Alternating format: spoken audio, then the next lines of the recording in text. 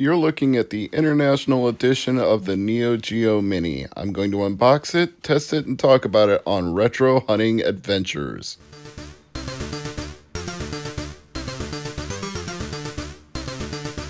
Yo, this is MegaManFan, and you need to rock and or roll on over to Mr. MegaManFan's YouTube channel, because it's all that rush to make it happen. Peace!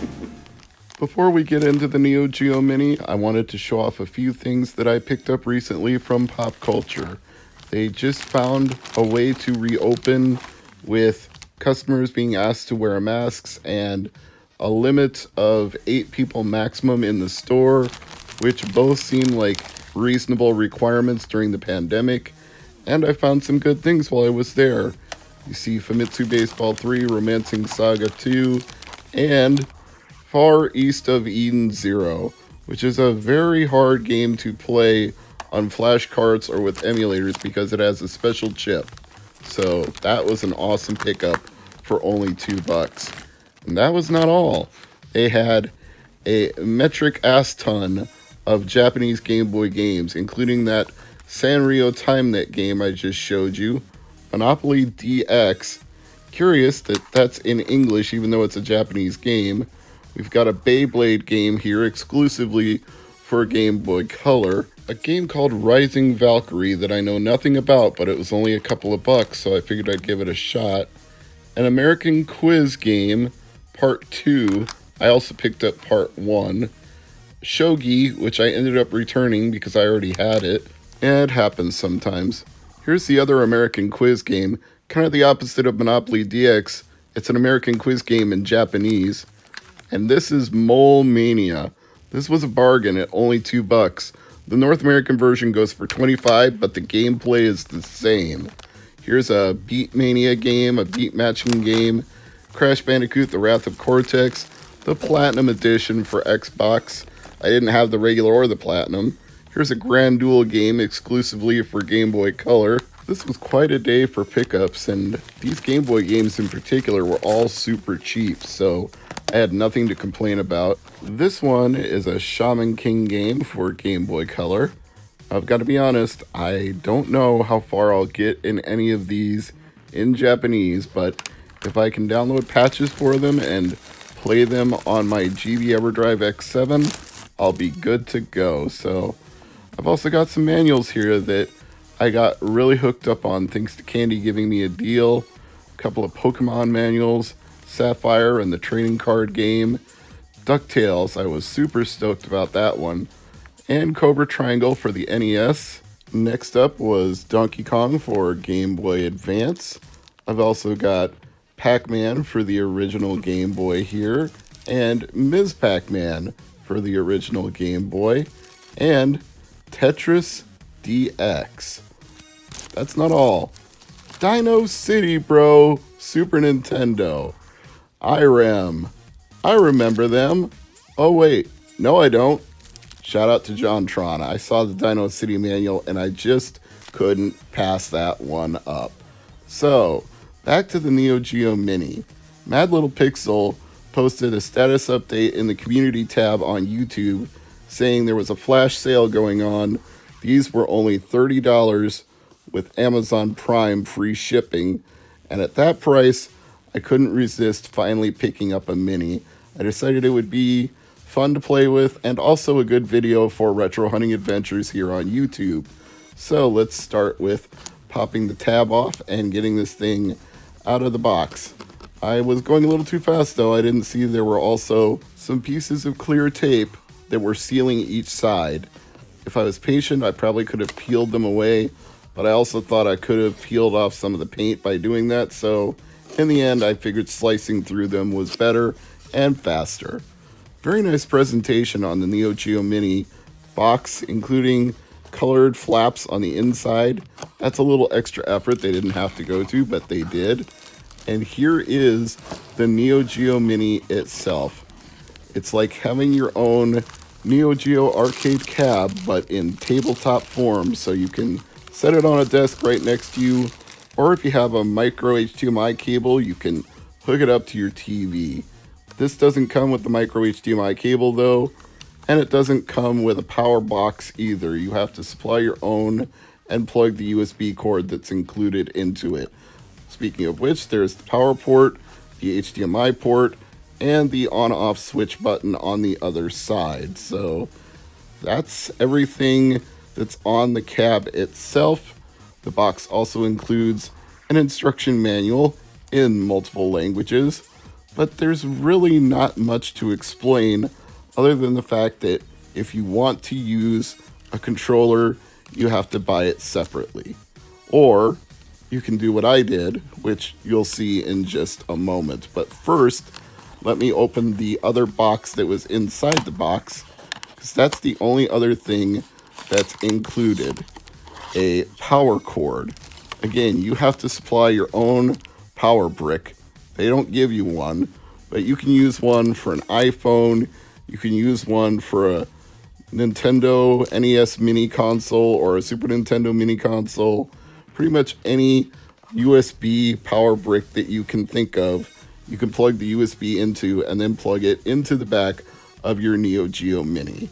Once you do that, it'll start up automatically the first time you plug power into it. After that, you'll have to use the button on the back to turn it on and off. And as you can see, it defaulted to Metal Slug, so I'm going to go ahead and boot that up, since the Metal Slug series is almost entirely the reason I wanted this thing, as I am a big fan of those games. Now, I know you've seen and read the complaints. I have too. I've watched Mad Little Pixel's videos about this. I know he's very honest about both the positives and the shortcomings of the Neo Geo Mini cabs, and I'm willing to accept those for only $30. I realize that this may not be anything that you would call arcade perfect, but just playing it right now with these buttons on this little screen, I'm not noticing any major issues. No slowdown, no tearing. Maybe that will get worse once I hook it up through the micro HDMI and I'll start to notice more problems. Maybe there will even be some lag once I use a controller, but my name is not Retro RGB, so I'm not qualified to analyze the amount of lag that's going to be on this thing. I'll leave that to the experts. I just wanted a fun experience for $30, and at that price, it really can't be beat. But sadly, if you didn't jump on that deal when Mad Little Pixel posted it, it sold out the same day. So I'm not saying that deal won't come around again, but you should definitely be watching for it. And either if you're a subscriber to his channel or follow him on Twitter, you might pick up on it the next time it comes around, if it does again. Here are the settings. Not too much to talk about there. Change the language, change the brightness, change the volume. It's pretty typical setup options. And now for the pièce de résistance. I wanted a way to use a controller with this, so I bought the Mayflash Magic NS, which was also reviewed by Mad Little Pixel, and it does its job quite well. I've got it plugged into the Player One controller port. I've synced up my Switch Pro controller, and now I can play my Neo Geo Mini Cab wirelessly without having to use the controller that's on the front of the cab. And that's kind of crucial if you're going to hook it up to an HD TV, because can you imagine sitting 1 inch away from an HD TV and using the 4 buttons and the stick on the front of this thing to play it? You would burn your eyes out sitting that close, having to use the controller built into this thing. So you need a wireless adapter if you intend to hook this up to a TV. And that's what I've done here. I've got it in the back of my rec room now, running on a nice 42-inch, 43-inch display. One or the other, I forget how big it is exactly. It's more than 40 and less than 45, let's just say that. And again, to me, not being an expert on lag, screen tearing, artifacting, shimmering pixels, all those kind of things, it feels right to me. I'm not saying it's perfect. I'm not saying it's arcade. But if I was to compare it to any of the other Metal Slug games that I have, the anthologies, the standalone releases, the Neo Geo arcade ports for Nintendo Switch, it feels just as good as any of those, especially using the Switch Pro controller. It's almost interchangeable with that experience. And the nice thing is, if you hit select and start at the same time, you can go back to the menu and select any of the other games. You've got 4 save state slots for each game. You can very rapidly get in and out of these games much faster than you can with the Switch. And you're getting all these games for $30 instead of having to pay $8 a piece for each individual one. So that's where you have to make those kind of decisions, like what's important to you. Is 100% arcade perfection at $8 a pop something you want? Because then it's going to cost you like $240, or is 90 to 95% close to the real thing going to get you there for only $30, which means you're spending just about, I don't know what, $1.50 a game, maybe $1.25 a game for 40 games. Let me do the math real quick. Let's see. 40 divided by 30, that's got to be, what, $1.33, I think?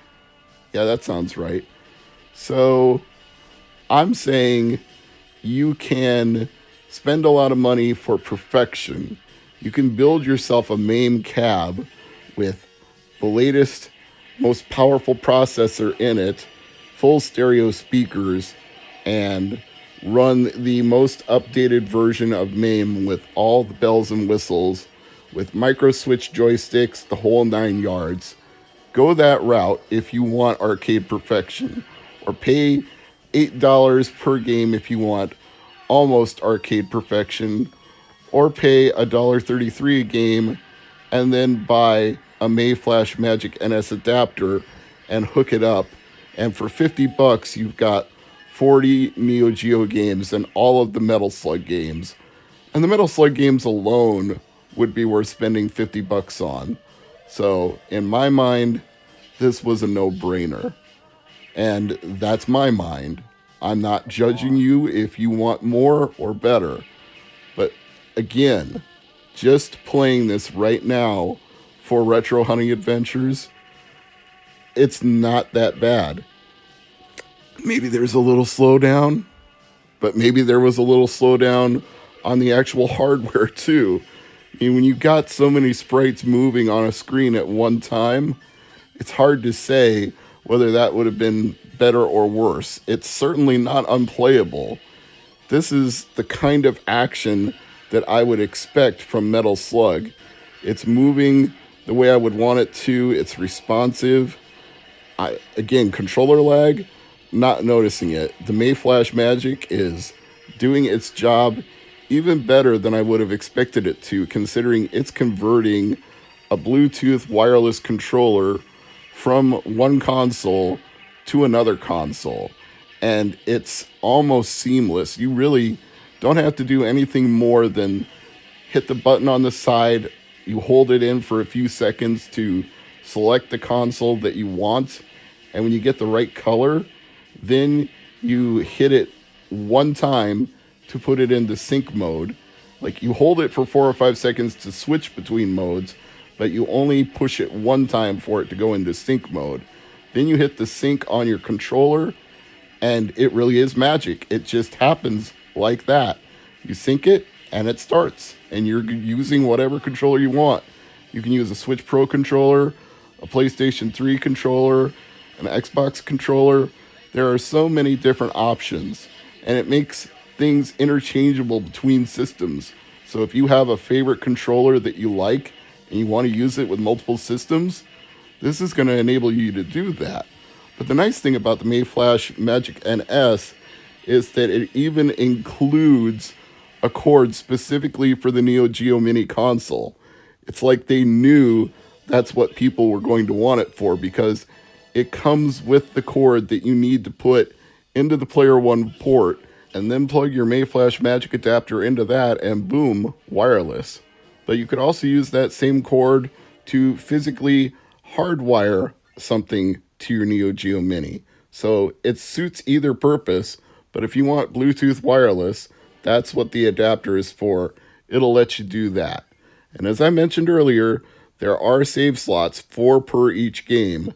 So you really are getting the best of both worlds with this particular setup. You're getting near to good enough arcade quality, not 100%, but certainly up there in my view. Getting 40 games, getting save slots for each one of those games so you can quickly pick up one, play it for a little bit, and come back to it later. And that's true whether you have it hooked up to your TV or you're just using it as a standalone tabletop. You can even do that really. I mean, you don't have to go the route of getting a wireless adapter and hooking it up to your TV. That's a little extra. That's for your home arcade setup, your rec room setup, your entertainment setup, your having friends over and getting a second Mayflash Magic and hooking up 2 controllers wirelessly setup. If you want to play some of these fighting games head to head, that's the purpose here. So if you're into that and you want to do that, it's an option. Or if you want to just put it on your desk and play with it for a little bit and then turn it off, you can do that too. I'm Mr. MegaManFan. This is the Retro Hunting Adventures. And as always, thank you for watching.